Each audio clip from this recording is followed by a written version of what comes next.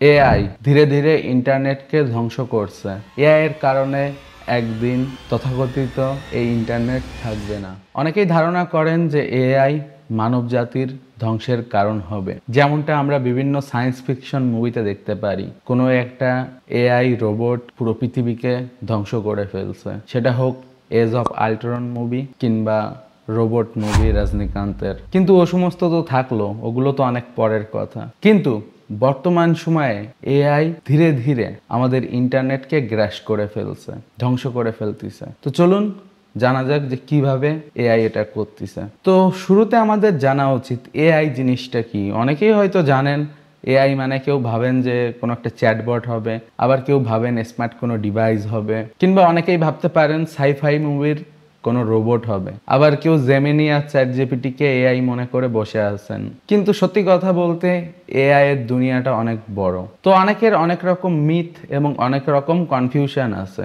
But সহজভাবে যদি AI বোঝাতে হয় তাহলে আমি বলবো এআই অর্থাৎ আর্টিফিশিয়াল ইন্টেলিজেন্ট, কৃত্রিম বুদ্ধিমত্তা। কৃত্রিমভাবে এই জিনিসটার রেপ্লিকেশন তৈরি করা হচ্ছে। এই জিনিসটা ঠিক যেভাবে কাজ করে ওটাকেও ঠিক একইভাবে কাজ করানো হচ্ছে। আমাদের ব্রেনের ভিতর অনেক নিউরন থাকে, যে নিউরনগুলোতে বিভিন্ন ডাটা স্টোর করা থাকে, এবং তাছাড়া আমাদের চোখ, নাক, মুখ এগুলোর মাধ্যমে আমরা যা দেখি, যা অনুভব করি, কিংবা কানের মাধ্যমে যে সমস্ত কিছু শুনি, এইগুলো প্রসেস হয় এবং সেই তথ্যগুলো এখানে গিয়ে স্টোর হয়। এবং তারপর আমরা কিন্তু বিভিন্ন জিনিস চিন্তা করতে পারি দেখা, শোনা, জানার মাধ্যমে। তো এখন অনেকেই বিরক্ত হয়ে বলবেন, ভাই আপনি মানুষের ব্রেন নিয়ে কেন পড়ে আছেন, এআই নিয়ে কথা বলেন। তো এআই কিভাবে কাজ করে? এআই আসলে পুরনো ডাটাগুলো থেকে বিচার করে একটা নতুন ডাটা দিতে পারে। সহজ কথায় এআইতে আপনাকে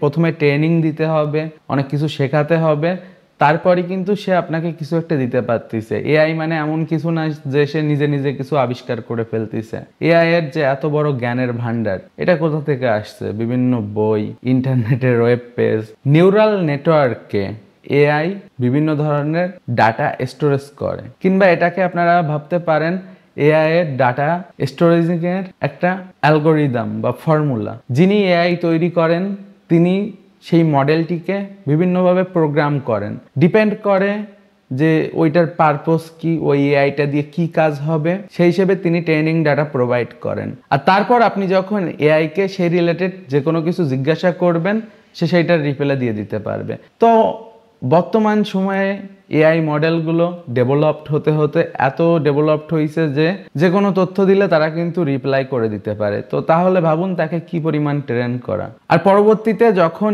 ইউজার এআই এর কাছে কিছু জিজ্ঞাসা করে, এআই প্যাটার্ন রিকগনাইজ করে যে এ আসলে এই রিলেটেড কোশ্চেন করেছে, সে সেই রিলেটেড অ্যান্সার করে। তো এইভাবে কিন্তু এআই মডেল ট্রেন করা হয় এবং এআই মডেলের কাছ থেকে বিভিন্ন ডাটা ইউজার পায়। তো মেন যে প্রবলেমটা, যে কারণে ইন্টারনেট ধ্বংস হয়ে যাচ্ছে, এর কারণ হলো এআই। কারণ এআই কোথা থেকে ডাটা নিচ্ছে? বিভিন্ন ওয়েবসাইট থেকে, বিভিন্ন ব্লগ সাইট।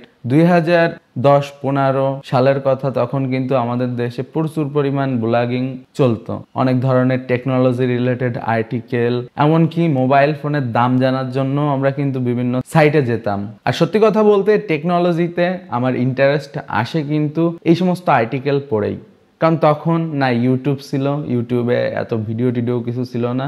আর ওই টাইমে আমরা কিন্তু ম্যাক্সিমাম বিভিন্ন ওয়েবসাইট থেকে আর্টিকেল দেখে দেখে বিভিন্ন জিনিস শিখতাম, বিভিন্ন জিনিস করতাম।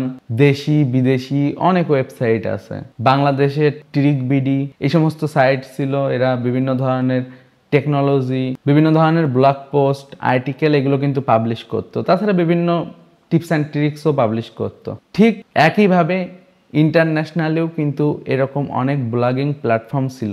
কোর্সেরা এবং টিম টিরি হাউসের মতো ইন্টারন্যাশনালও বেশ কিছু আর্টিকেল ব্লগের সাইট ছিল, যেগুলো থেকে কিন্তু বিভিন্ন জিনিস লোকেরা জানতো, পড়তো, শিখতো, দেখতো।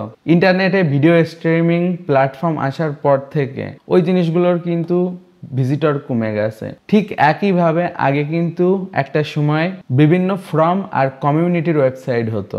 অল্টন ফ্রম নামে একটা সাইট ছিল, সেখানে অল্টন ফোনের জন্য বিভিন্ন কাস্টম রুম তৈরি হতো। বাট ওই সমস্ত কমিউনিটি এখন আর নেই কিন্তু এই ফেসবুক গ্রুপ টুরুপ আসার ফলে। তো একইভাবে যে আর্টিকেলের যে সিস্টেমটা ছিল ওইটা তো এখন আমরা সার্চ দিলে জেমিনাই দেখাই দেয়। যেমন ধরেন আমি গুগলে সার্চ করছি যে বেস্ট ওএস ফর পিসি, তো এরা কিন্তু দেখেন নিজেরাই এখন জেমিনাইয়ের মাধ্যমে আর্টিকেল লিখে টিকে দেখাই পড়াই লোককে তার উত্তর দিয়ে দিচ্ছে। তাইলে এখন তো আর আমার প্রয়োজন হচ্ছে না যে নিচে যে সাইটগুলো ছিল যারা এই সমস্ত নিয়ে রিসার্চ করেছে লিখিছে যে এইটা কিভাবে করতে হয়, এই সমস্ত জিনিস কিন্তু লোকেরা দেখবে না। আর এটা তো কেবল শুরু, তারা তো জাস্ট কেবল শুরুতে তাদের জেমিনাই আনতিছে। তো এখন বলবেন যে এর ফলে সমস্যাটা কি হচ্ছে। দেখেন, যারা এই যে ওয়েবসাইটগুলো তৈরি করতো, ওয়েবসাইটগুলোতে বিভিন্ন আর্টিকেল ব্লগ লিখতো, বিভিন্ন টিউটোরিয়াল তৈরি করতো, এমনকি বিভিন্ন ফ্রম কমিউনিটি, এইগুলো কিন্তু বড় বড় টেক জায়ান্টদের কাছে শেষ হয়ে যাচ্ছে। যেমন মনে করেন এই যে বর্তমানে এই যে জেমিনাই যা শুরু করছে, এর ফলে কিন্তু প্রচুর ব্লগ আর্টিকেল লেখা ওয়েবসাইটের ক্ষতি হচ্ছে।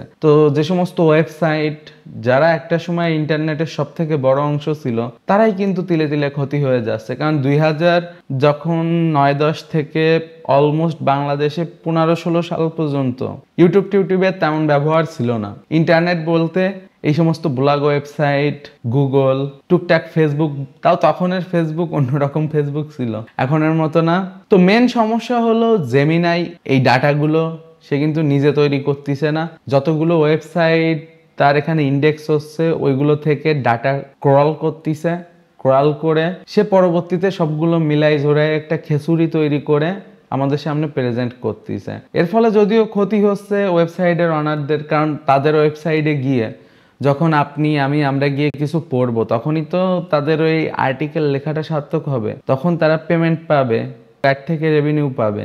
বাট তাদের যদি ওইটাই শেষ হয়ে যায়, তখন কিন্তু নিত্য নতুন যারা বিভিন্ন ধরনের আর্টিকেল লেখে, বিভিন্ন ধরনের ব্লগ ওয়েবসাইট চালায়, তারা কিন্তু ব্যাপক ক্ষতির সম্মুখীন হবে। আর ইন্টারনেটে যখন এই অংশটাই থাকবে না, তখন ইন্টারনেটে কিন্তু ওয়েবসাইট অনেক কমে যাবে। ধরেন এখন নতুন নতুন দেখতেছেন চালু হয়েছে এইটা জেমিনাই, কিন্তু আজ থেকে 2 বছর 4 বছর পরে যখন ওই ওয়েবসাইটগুলোর ভিজিট এমনিতেই ডাউন চলে আসতেছে, তখন ওয়েবসাইটের অনাররা কিন্তু আস্তে আস্তে ওয়েবসাইটগুলো বন্ধ করে দিবে, যার ফলে ইন্টারনেট কিন্তু ব্যাপকভাবে ক্ষতিগ্রস্ত হবে। আর যেমনটা আমরা জানি, ইন্টারনেট কোনো একটা নির্দিষ্ট সাইট কিংবা নির্দিষ্ট কোনো প্ল্যাটফর্মকে বোঝায় না। ইন্ডিভিজুয়াল এরকম হাজার হাজার লাখ লাখ ওয়েবসাইট, বিভিন্ন সার্ভিস, এইগুলো মিলে তারপরে ইন্টারনেট তৈরি হয়। তো এইগুলোই যদি এক এক করে শেষ হয়, তাহলে ইন্টারনেটও আস্তে আস্তে শেষ হয়ে যাবে। এটা কোনো কনস্পিরেসি থিওরি না, এটা রিয়েলিটি, আর এটা বাস্তবে হবে। যেমনটা ধরেন ফেসবুকে গ্রুপ সিস্টেম এসে বিভিন্ন কমিউনিটি ওয়েবসাইট কিন্তু ব্যাপকভাবে ক্ষতিগ্রস্ত হয়েছে এবং পরবর্তীতে সেগুলো আস্তে আস্তে বন্ধ হয়ে গেছে। তবে যাই হোক, পরিবর্তনই জীবনের নিয়ম।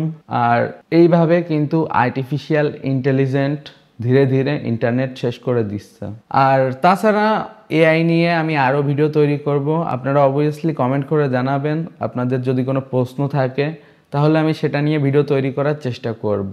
আর তাছাড়া ফিউচারে ইথিক্যাল হ্যাকিংয়ের জন্য এআই কতটা গুরুত্বপূর্ণ, তাছাড়া এআই ইউজ করে কিভাবে ইথিক্যাল হ্যাকিং শেখা যায়, তাছাড়া বিভিন্ন ধরনের কাজে এআই আমাদের জীবন কিভাবে সহজতর করতে পারে, এই সমস্ত নিয়ে ভিডিও তৈরি করব। তো আশা করি সুস্থ থাকবেন।